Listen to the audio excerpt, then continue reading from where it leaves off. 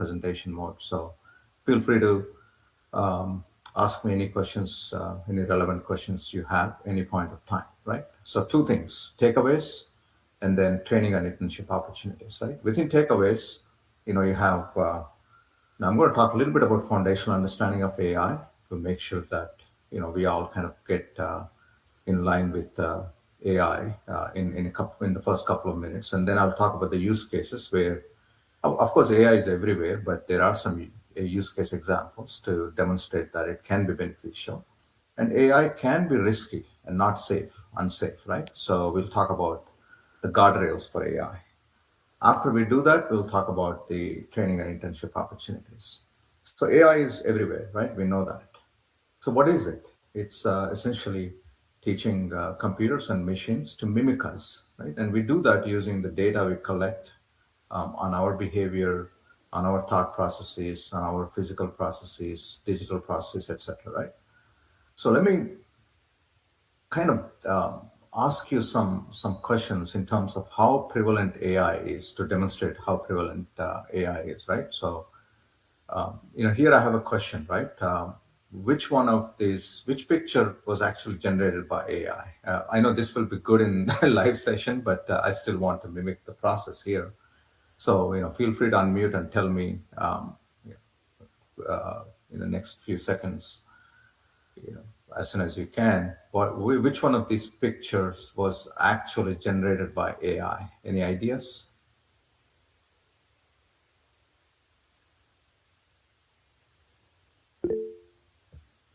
Go ahead, please. I believe number 3. Okay. Anyone else?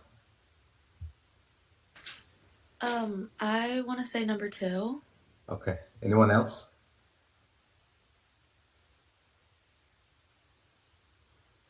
Okay, so it is number 3 actually. I don't know how you found out, but it is number 3. But it's basically, as you can see, it's not distinguishable, right?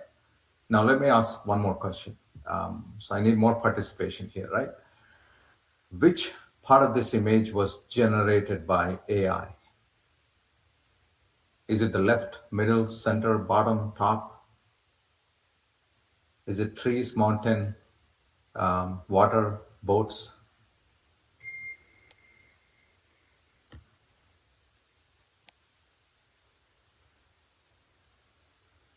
Any thoughts? I mean, there's no right or wrong answer here, right? If you most likely if you are right, it's by chance. Okay, so don't feel pressure. The right part? The right part. Okay. Anyone else? Please participate.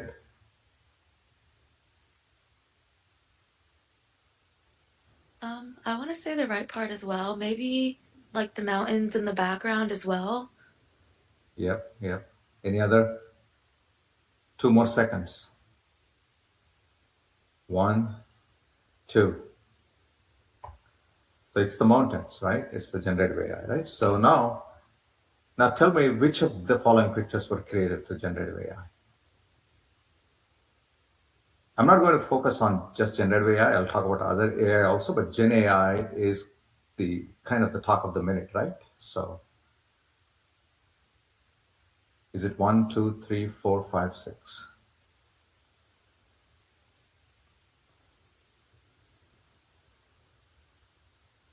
As I said, there is no right or wrong answer because AI is so good these days. It's just, very, very difficult to detect. But if you have any hunch, I know I'm discouraging you from answering it, but if you have any, if you think you have some intuition, gut feeling, let me know.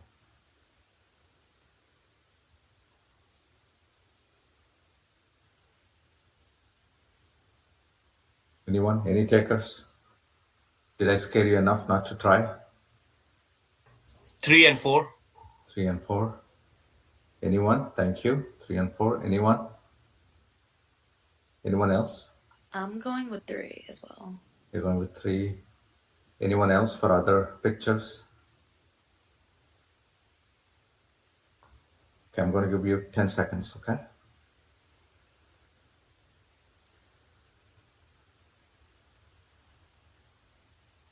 Come on, you got to, it's Super Bowl Sunday. You got to pick something, right?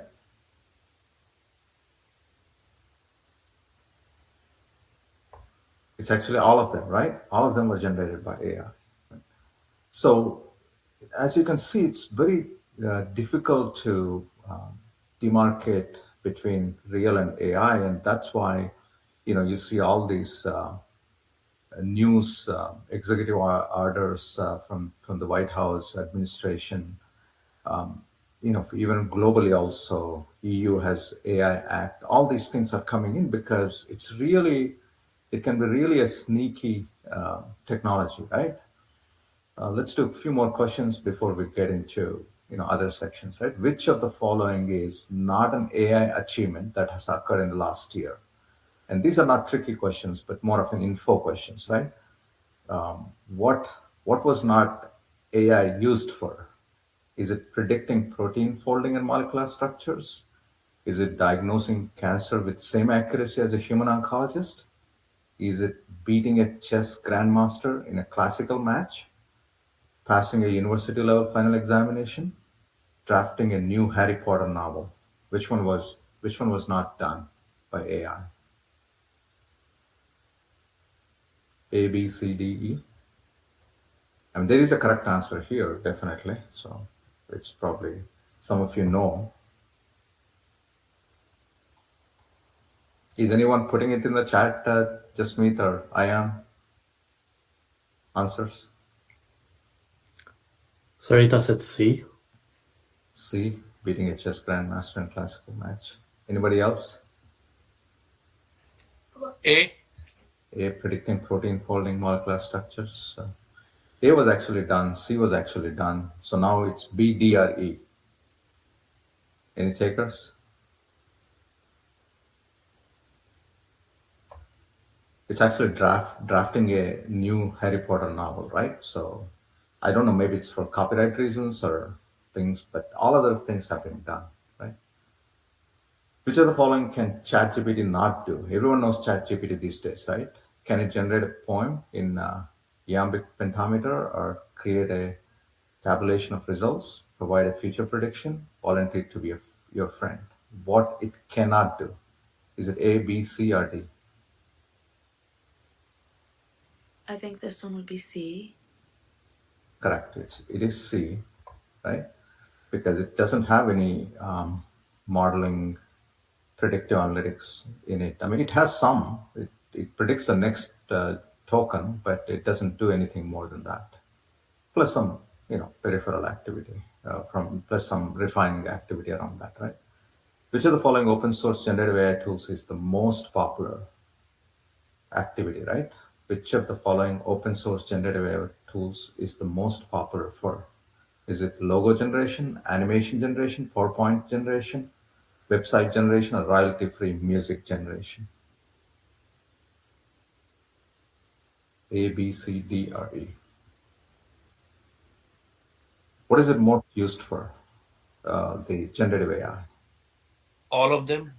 All of them, but one of them is most. It is used for all of them. That is correct. But one of them is the most used one in terms of percentage usage across all users.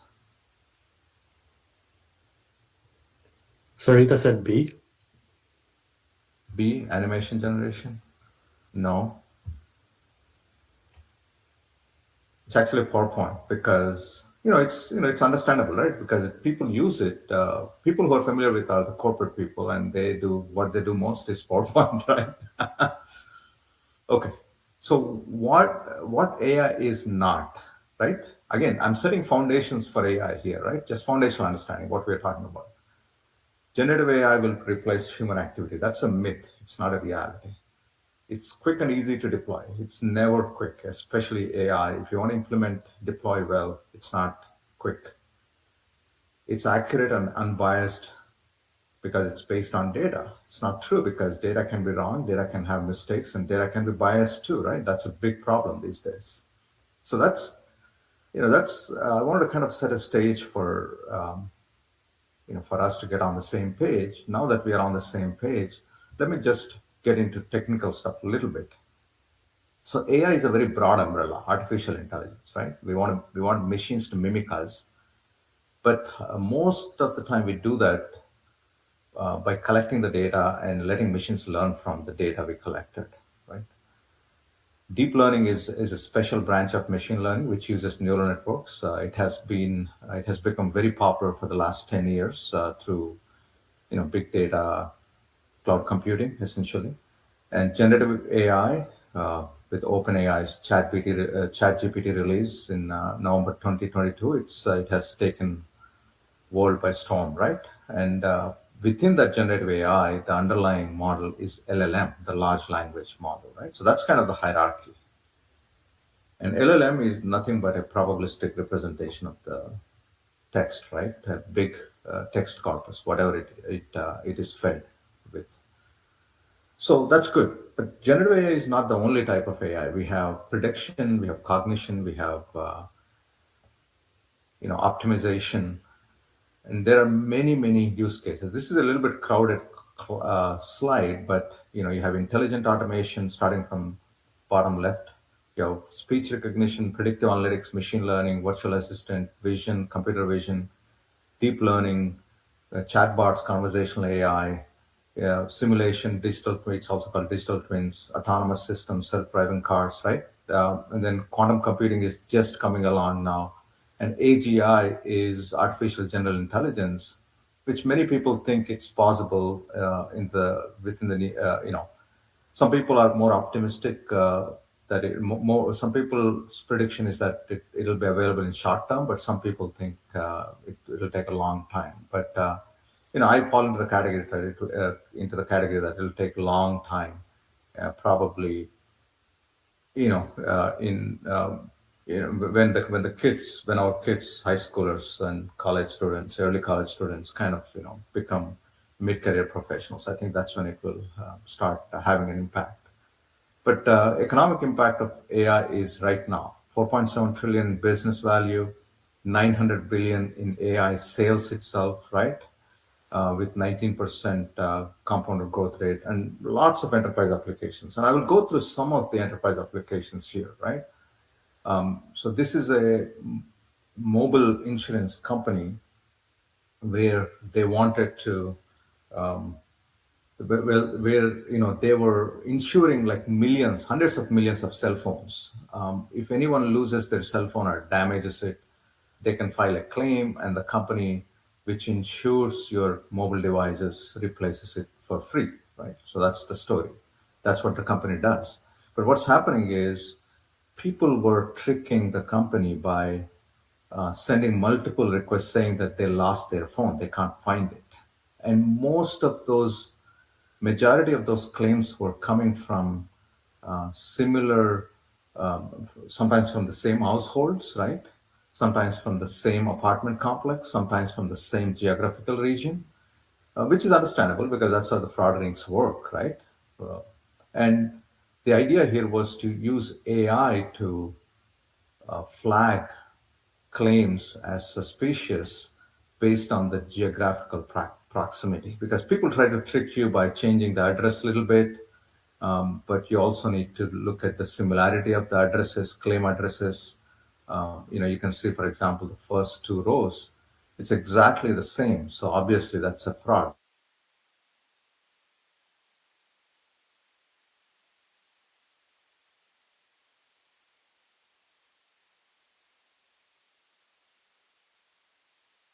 Level, right? Fuzzy matching, AI fuzzy matching problem, right? So that's what we do. We build software to not only detect the suspicious transaction, but also explain it. Explainability is a big part of AI, right? AI is opaque and complex.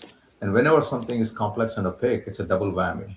You not only not understand it, but you can't see it, right? So that's why explainable AI is very important, because here is an example where investigators struggle to understand why something is a fraud. Sometimes it's very clear that it's a fraud, but sometimes they can't even detect why something is a fraud. When AI, especially when AI says that this particular auto claim is a suspicious auto insurance claim, then they were basically investigators were not clear why AI system is saying. Fortunately, they had our explainable AI system, right? And the AI essentially said that there was no injury in the accident, as well as there are multitude of other reasons to, like the occupation of the policyholder was risky, and the policy was new. Within the short duration, there was a lapse. It's not clear whose fault. It's dubious location, unusual accident. So when a narrative is provided to an objective narrative is provided to investigators and customer service reps, they can talk to the customers and they don't need to bother good customers and they can go after the fraudsters, right? So because of this, you know, the insurance company could detect 100% of the fraud. Before that, they didn't have time to process all the claims for potential fraud. And after this system was implemented, they could do 100% screening, right? And regulators are also happy. Insurance is highly regulated, especially by state agencies in this country. Right? And here is an example where IT gateway, we want to predict every large company, right, has an IT gateway because that's how the gateway is the one which controls the traffic which goes out of the enterprise, goes beyond the firewall, and then traffic which comes into the firewall. But to do that, to operate a good gateway, there are lots of servers which kind of, all they do is take the incoming messages and send it out, or take the incoming message from the outside and send it in, right? But by looking at the operational data, AI can predict what is going to whether whether some congestion in the traffic is in network traffic is going to happen in the next 5 minutes or not, right? So in the next 10 minutes or not, right? So that's what this is doing. This is a Fortune 15 company and lots of data in terms of operations, IT operations. And here what we are saying is, here we predicted that with a 98% probability in the next 10 minutes, there will be a network outage or network congestion. And the reason for that is because there are some servers right now, message servers, which are kind of falling behind and trying to put a lot of messages in the queue, right? Maybe it's a denial of service attack, or it could be VM, the virtual machine is not working. But whatever the reason is, you can detect and explain the reason. So let me kind of pause there and see if there are any questions quickly before I go to the last section and then the internships and training opportunity. So let me briefly cover. So we covered the foundational understanding. We know what AI is now. We know how it can be beneficial, but it also has risks. For example, bias in AI is a big problem. An MIT student, she took the picture on the left here and asked generative AI to make it a professional headshot, right? Because she was busy and she didn't have time to get a professional headshot, and she wanted AI to help her. And what it gave is the picture on the right? So what's wrong with it? And obviously, anybody who receives this output will be very mad, right? So that's because of the bias in the data which was used for training the generative AI. Hallucinations is a big example. You may have heard of a legal case, recent legal case, where one of the lawyers used ChatGPT to prepare a dossier, probably for one of the cases, right? Legal cases, and ChatGPT fabricated the legal cases which didn't exist, right? That's a big, big no-no in legal industry, right? Because legal industry depends on prior settlements, prior judgments, right? So ambiguity in AI. Some of you may know that Bard, Google Bard was when Google Bard was released. Sundar Pichai asked, tell me, and I want to explain the discovery of James Webb telescope to a 9-year-old. Can you tell me? Can you give me some content? And it came back with wrong content because it got confused with James Webb telescope with another telescope, another earlier telescope. Exoplanets were actually discovered by a telescope which was earlier than James Webb, right? And that's a big fault again. It's an error. Besides the errors, there is also the problem of copyright infringement. ChatGPT and other LLM models, they didn't ask the permission for the web content creators before they were trained. Is it a fair use? Fair use is a legal term, technical legal term, which under which if you're allowed to use open data, but is it a fair use or not? That's a big question. So the upshot is that we have to safeguard the AI, and one way to do that, and I worked at Capital One through the great recession, right? So financial services is highly regulated, very highly regulated. So financial services, those of you who are in the financial service industry who can realize that, so is the governmental sector, right? Controlling what gets into your models, into your AI training is very important.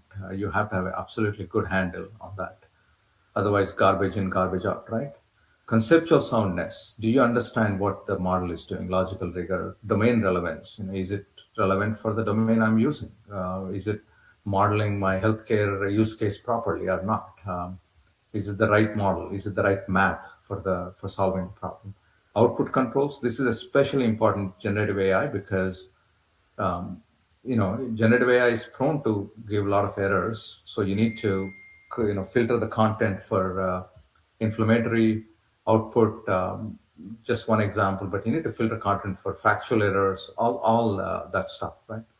And ultimately, AI is always an augmented framework. It's not a replacement. It's not replacing the humans. So humans should always be in the loop, especially with complex AI systems. Right. So, okay, you got your takeaways, right? You got your foundational AI understanding. You got to know some use cases for AI. You got to know you need to do something for AI to be safe and responsible, right? Some safeguards. You need to have some safeguards. So, what is next, right? So, what is next is what Jasmeet was trying to say, right? There is, obviously you're here because you're interested in AI, and what can you do, right, to either improve your AI or contribute to the AI field, right? Whatever you're comfortable with, right? Because you can do AI training at Amruta Academy, which means you can create software. Now, there is a big push by especially Silicon Valley entrepreneurs, even here also on the East Coast side, in terms of using AI to make sure that not just the 700 million, but the 7 billion people get access to the needed infrastructure, right? So that means you have to shoot for 10x growth in various services, whether it is governmental services or corporate infrastructure. How can you make it cheaper? How can you make it more accessible, right? So that's where AI software can be extremely beneficial. There's hardware play also a little bit, but you know, I think it's a much more a software play than a hardware play, because if you look at Nvidia, they're trying to come up with a lot of chips. They're trying to sell and give us a lot of hardware chips which are AI specialized, which will help. But I think it's more of a software play than hardware play, right? Use AI software. We talked about some use cases, some other different types of AI, the prediction, cognition, optimization, generative AI. But how can you use those things to drive enterprise transformation? Benefit personally. I think that's where most of you are interested, right? It can help. Ayan and I, we have been helping high schoolers with college admissions. Most of the high schoolers which go through Amrita Academy program, and almost all, actually 100% of them end up at their first choice college. It can be really differentiating because I'll talk about it on the next slide a little bit briefly, but it can benefit folks like us also who are in the mid career, right? Because AI is everywhere now, and we need to learn about AI to make our jobs better. So it's crucial for career growth right now. So, okay, we got it. That's, it's important. How does it work, right? So there are, I would say, four pillars. Each pillar can be important for different kinds of people. Coursework is important for everyone. We have fundamentals AI courses, we have advanced AI courses like generative AI, responsible AI, deep machine learning, data analysis, and knowledge mining. So we have all those courses, right? We have use cases, 70 plus use cases. You can get trained on those use cases also. And they come with a lab, so anybody can do this. There is coding aspect, and if you want to do no code, low code option, there is that software available to do that also. If you just want to implement, deploy your use cases, that is there too, right? But I think coursework and labs can be beneficial for everyone, both students, including high school, and sometimes even middle school students also, right? I don't want to pressure kids too much because middle school is kind of early. They want to have fun. But if someone is really interested, middle school is not a bad place to start. Some of our students, did cybersecurity AI projects in middle school, got U.S. Army awards, and that helped them, right, in the high school and beyond, right? Colleges typically look for high school activity. They don't care that much about middle school, but having something in the middle school is also good, right? And then the yes, this can be college students also. I will talk about the college students on the next slide. I have, college students are a little bit more advanced, but coursework and labs can be for three segments: high schoolers. Some of them could be middle schoolers if they're really, there are some prodigies, right? So, but high schoolers slash middle schoolers, that's one category. College students, I will talk about more on college students later, and mid-career professionals like us, right? Like most of us. Whereas research and publication is something specifically useful for college students and high schoolers, especially high schoolers, if they do a conference publication, international conference publication, even college students also, the pre-med, pre-law, because, you know, AI is everywhere, right? AI is in medicine. Medicine is one of the fields which is getting impacted by AI quite a bit. Every doctor should be good at math and AI also going forward, right? That's what I heard from Vinod Khosla at a recent conference, right? And similarly, even for folks like me, research is very important because that's where the emerging technology is. So even for folks like us, publication is important, but it's especially crucial for high school students and pre-med, pre-law students. Even for students who want to go for graduate studies like MS and PhD. Entrepreneurship is something which I think is probably the most crucial and often gets neglected, and we repent when it's too late, right? We want to start our kids on the entrepreneurship and commercialization right away because that's where the research gets commercialized, right? And I'll talk about entrepreneurship a little bit later on, if the time permits. But actually, let me talk about entrepreneurship a little bit right away for 30 seconds or so. What happens is the kids work in teams, whether it's college students or high schoolers. They take their research. For example, there's a referral management in healthcare, which is very important for hospitals and healthcare providers. This would be a good pre-med project, for example, or even for high schoolers or college students, right? There, we need to create. We not only have to look at what kind of AI is beneficial for improving the referral to appointment conversion scheduling for healthcare providers because it impacts healthcare providers' revenue, right? But it's also important that we take that research and make it an app so that actually the providers and the healthcare systems, hospitals can use it right away by integrating that into their existing IT, right? That's what is internship. That's what is entrepreneurship and internship.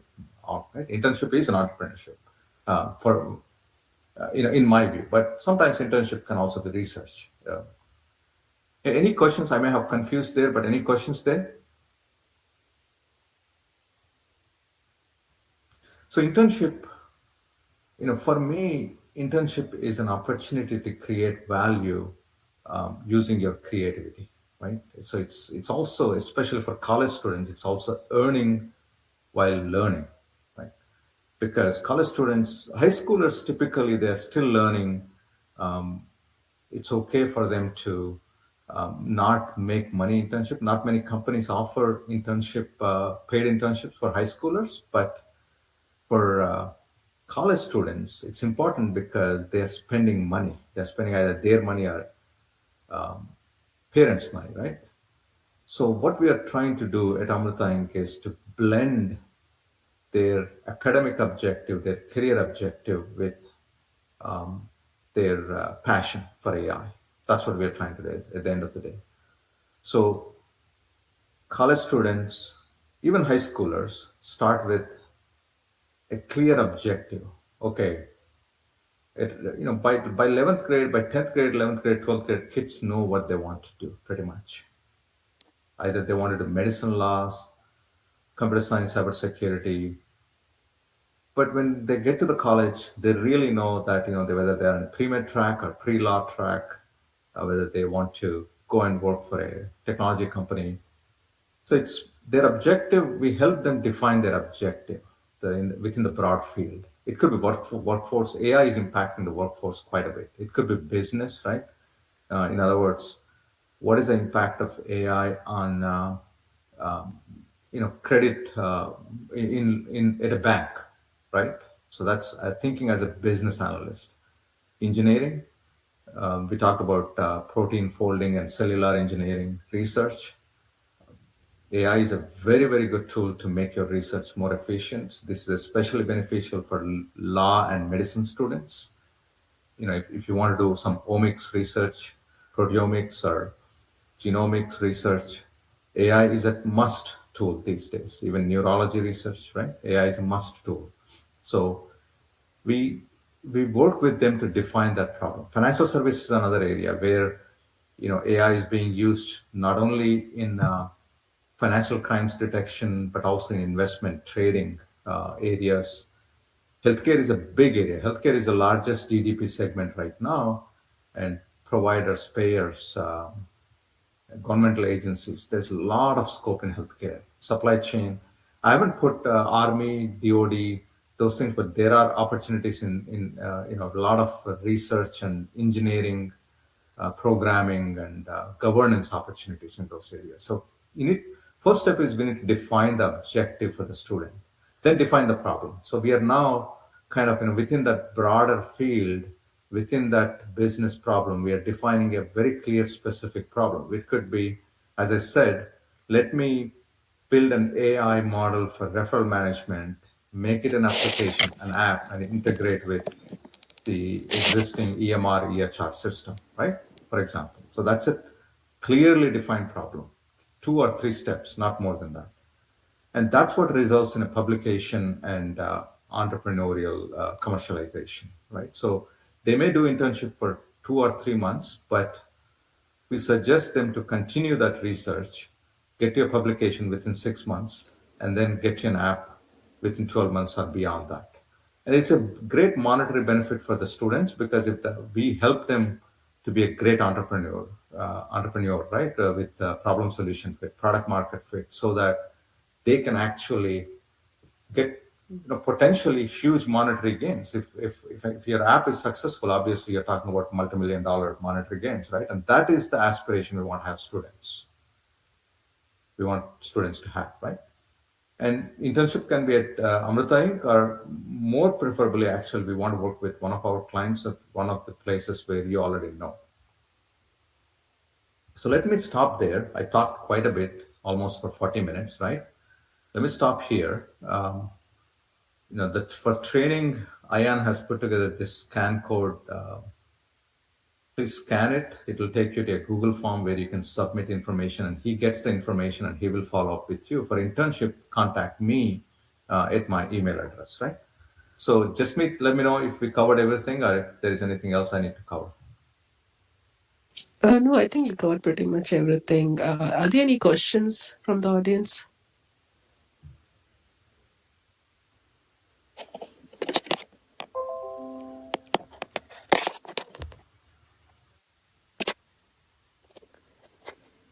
Any Anybody? questions? Go ahead. I'm sorry. I was asking anyone has any questions or something they wanted to know, but it's not covered here or anything. Go ahead, guys.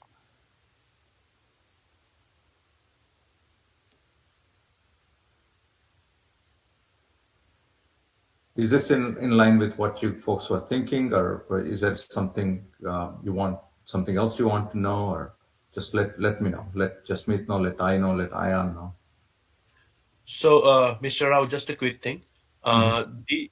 The entire session that you had is basically you are focusing more on the student segment, like either high school students, college students, or maybe middle schoolers. Do you have anything that will benefit the real entrepreneurs, like who are already in the field of either in finance, medicine, legal, and they wanted to more knowledge about AI, who is established already in the market? Definitely, we have something called Amruta for Achievers. So we have three things: Amruta Enterprise, which is our main bread and butter, right? That's where we can do internships and we can help students to work on other internships at our in our ecosystem, right? We have like 70 clients, 70 plus clients, right? And the that's Amruta for enterprise. So we work with large enterprises, small, medium-sized enterprises, right? And if there is an entrepreneur or small businesses, we have something called Amruta for Achievers. That's like a sandbox where you can, it's all containerized software at the end of the day, right? So we can take these containers and we can feed data into this prediction container or optimization container or cognition container or generative AI container to give you the output you want. So it's a sandbox. It's a subsidized product because these are entrepreneurs and small businesses. They don't have the same budgets at the enterprise. But we do have, that's the second. And the third and last product is Amrita Academy. That's what we talk mostly about today.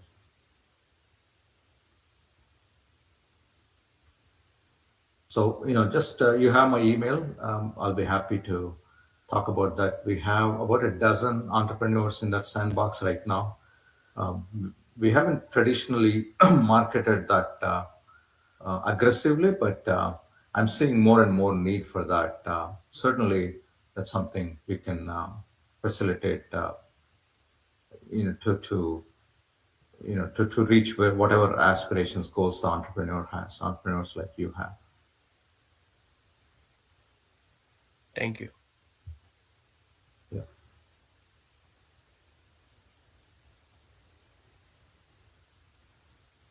So right now, the Amrita Academy. Let me talk a little bit about that. There's two things, right? Three things in Amrita Academy, right? One is high schoolers slash middle schoolers. We have, we have had this program almost for now 4 years like that. For I would say 6 years because some of the early students were a little bit unstructured, and everyone got into their first choice school, whether it's Georgetown direct MD admission, direct BSMD admission, or whether it's Duke or Harvard or Princeton, or whether it is, UT computer science, Georgia Tech computer science, or whatever it is, right? They have gotten their first choice school. Some of them could have done better, but what I'm trying to say is,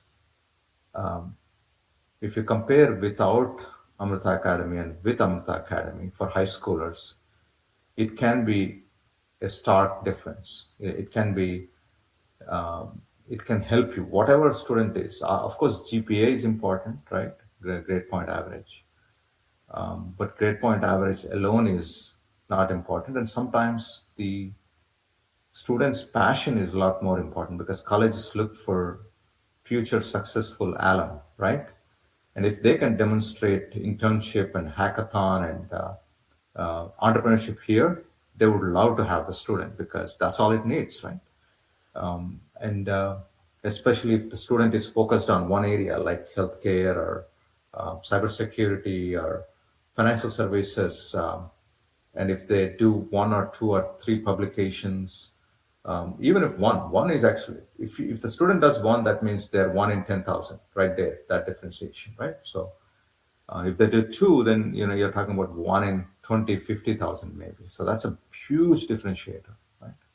And internship is important. We have had high school interns before, but we haven't, and we haven't had high school interns recently. We'll restart probably next year. But right now, the focus this year is on internships for college students. And then the working professionals is important because working professionals, every profession is getting impacted, right? Most of you are smart enough that you can use ChatGPT more effectively, but what we have is more of a streamlined process. What are the safeguards? How can you provide better context in the prompts, right? Well, how does retrieval augment generation work? So all those contemporaneous things, the working professionals get to work get to work on, right? So that's why the training, the five, six courses five, six, seven courses I said, right? Fundamentals, the use cases by industry, whatever industry you're in, we have a dozen or so use cases. They can be extremely beneficial right away, and we train folks on those use cases so that they can start using it, in a couple of weeks actually. And then generative AI, responsible AI, data analytics and knowledge mining. Those are more like longer courses, 8 weeks, 10 weeks courses, which come with course material and the labs. You can do the labs on your own. You can read the course material on your own too. Some people do that. Some of the because that gives them flexibility. But we are here to help you to become more familiar with that, right? So fundamentals of AI, domain-specific use cases, financial services, healthcare, travel, transportation, logistics, e-commerce, B2C, high tech. We have we have like 60 plus use cases, right? Because every client needs different kinds of use cases. That's why we have this library of use cases. And then we have generative AI, right? Which is which is a which is a course in itself because it has so many applications, right? But you want those applications to be safe and correct, and no hallucinations, legally sound when you use them, right? Responsible AI that covers safety of AI completely, not just generative AI, but prediction, cognition, optimization, right? Data analytics and knowledge mining, which is a traditional data analytics kind of course. And then machine and deep learning is another one, which is a highly technical course, which might be more relevant for fresh college graduates who are trying to make it, trying to make a immediate impact, either to get a good job or enhance themselves in the existing job, right? So certainly that training is very important. And Ayan, do you have any information on training? What if someone wants to get trained? What can they do? Do you have any information? Is this with regards to Amruta Academy for college students and high schoolers? Yeah, for high schoolers, for college students, and mid-career professionals. Do you have any separate programs for any of these segments, upcoming programs, or and then yeah, how can they go about joining in those programs? Yeah, so the programs that we offer, they vary from high schoolers to college students to mid-career professionals, right? And the way that it works is you fill out the form that was shared with you on the presentation slide, and we'll get in touch with you, and then we can have a one-on-one discussion on what your interests are, what you want to do, and how we can help you.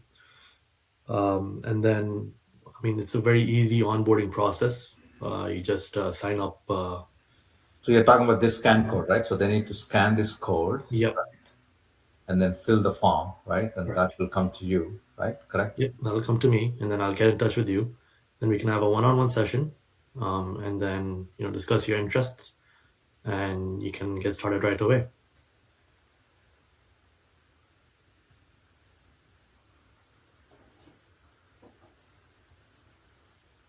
So can they do, we talked about training. Training can involve coursework, labs, research, and entrepreneurship, right? Can they do all of them, or can they directly go to research, or can they directly go to entrepreneurship? Is there a flexibility to do that? Mhm. Yeah, yeah, absolutely. Yeah, so we want to be very flexible with any of our prospects, right? So if someone wants to start off with research, we'll be happy to facilitate that, and then move on to, say, for instance, maybe get more technical, get some more technical knowledge with regards to AI. We'd be happy to assist with that as well. So essentially, we are there for the customer, right? And that's our main priorities. We want you to get value for what you'll be paying. So So this is before I get to internship for a couple of minutes. Let me kind of talk about research and entrepreneurship, right? Some some kids they start research. For example, there was a student who was doing underwater remote operated vehicle, right? And he didn't want to do the coursework or labs. He just wanted to focus on that particular research problem. And he ended up getting a publication recently, right? What he did is he picked some modules from the coursework and just, like, for example, it's very difficult to take underwater pictures in under different muddiness and lighting conditions, right? He used something called neuro style transfer, which superimposes the muddy water picture on the clear water fish picture, for example, right?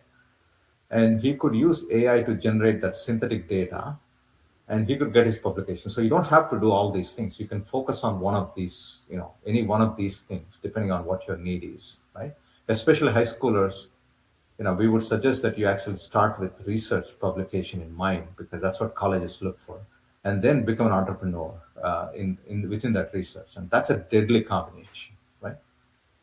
And same thing for internship also. It's not it's not like a mundane internship, because we want students to actually pick their passion, whatever the area is, and solve a problem.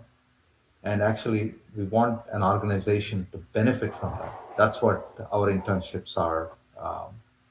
Whether it's at Amruta Inc. or whether it's at one of our clients or governmental agencies, we want the student to make a difference in that 2 or 3 months, but continue that work to get your publication or commercialization, because that's when you become indisposable for medical colleges and law schools, right? So that's it's very important, and same thing for working professionals also.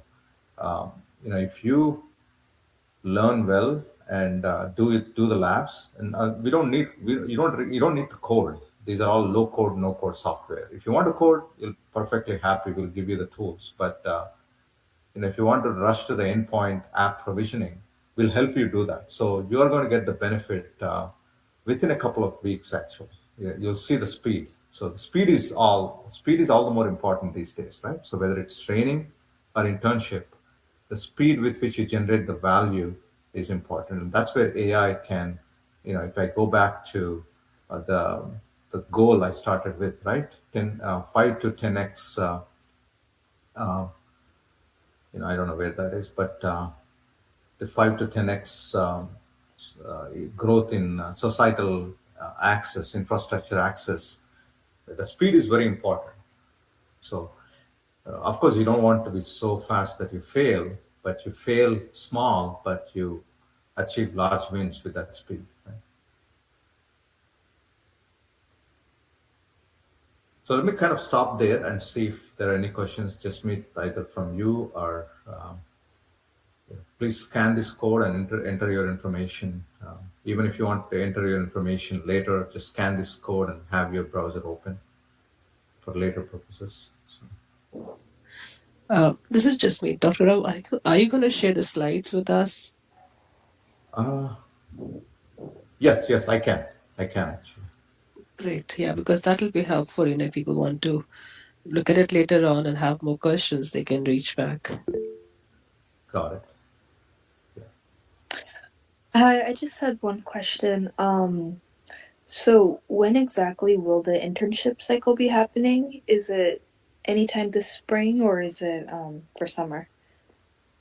Depends on what the schedule of the particular project the student chooses, but it can start right away during the spring break when folks have some time, right?